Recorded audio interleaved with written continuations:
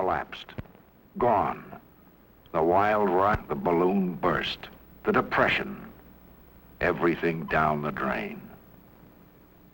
Banks failed, closing their doors. Stores failed, closed, bolted. Industry, factory, mills, plants, all across the country shut down, closed. The fire escapes were worthless now. Plenty of merchandise, plenty of things to sell, but who had the money to buy? When production is greater than ability to buy, that's a depression. 12 million unemployed, 15, 17 million. No place to go, no way to turn. You get riled up sometimes, anger spilling over, like the dairy farmers fighting over the price of milk, when nobody could buy it anyways. You dread about the foreclosures, farms put under the hammer for non-payment of mortgage. You dread they'd come close to lynching federal judges who issued the foreclosures. Most of all, you felt it inside. It wasn't only your belly that was hungry. You felt a uselessness, like you weren't a man anymore. 1930, 31, 32, the bottom. There had been panics before, depressions. Not like this, never like this. Within the year, 3 million Americans are ex-wage earners, unemployed. And the ranks of the unemployed ought to soar to 15 million. 5,000 banks shut their doors to depositors now in greatest need of their savings. Many would never reopen. Private construction virtually ceases. Mills and factories shut down. Railroads come to a virtual standstill. Millions of Americans, men, women, and children, wait in the cold, on bread lines, in soup kitchens. The fortunate are on relief. The lucky work for an average of $3 a day take-home pay. I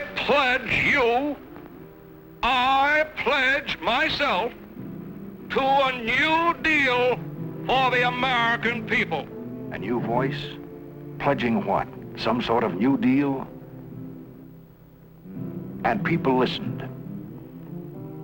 They weren't sure. A voice saying we could be let out of it.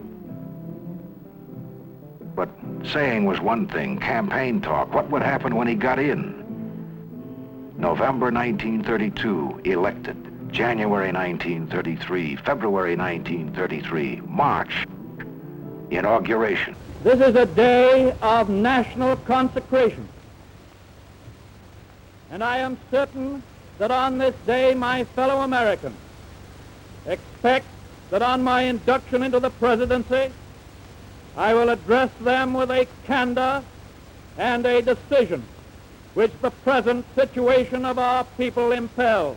I am prepared, under my constitutional duty, to recommend the measures that a stricken nation in the midst of a stricken world may require. These measures, or such other measures as the Congress may build out of its experience and wisdom, I shall seek within my constitutional authority to bring to speedy adoption. But in the event that the Congress shall fail to take one of these two courses, in the event that the national emergency is still critical, I shall not evade the clear course of duty that will then confront me.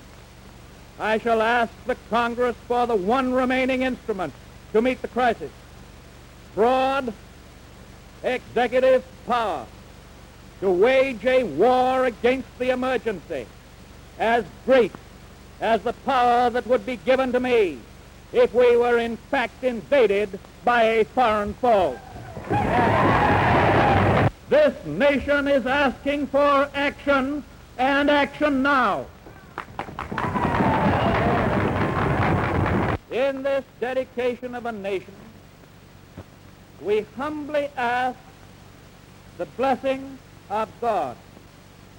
May he protect each and every one of us.